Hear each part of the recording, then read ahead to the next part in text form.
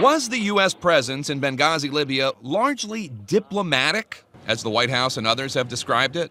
The diplomatic facility in Benghazi would be closed until further notice. Scratch beneath the surface, and the answer seems fairly obvious.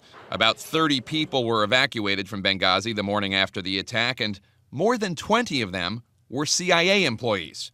Clearly, the larger mission in Benghazi was covert.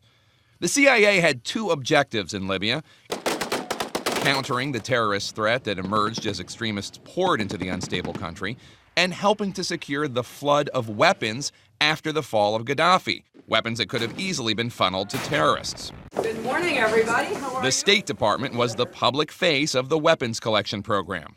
We had a concerted effort to try to track down and find and recover as many manpads and other very dangerous weapons as possible. But the CIA's role during and after the attacks at the diplomatic post and the CIA annex in Benghazi have so far escaped much scrutiny.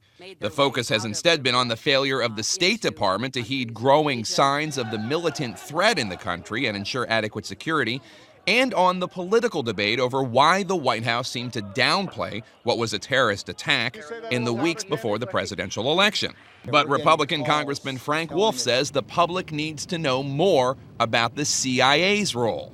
There are questions that must be asked of the CIA, and this must be done in a public way. Sources at the State Department say this context explains why there was so much debate over those talking points. Essentially, they say, the State Department felt it was being blamed for bungling what it saw as a largely CIA operation in Benghazi.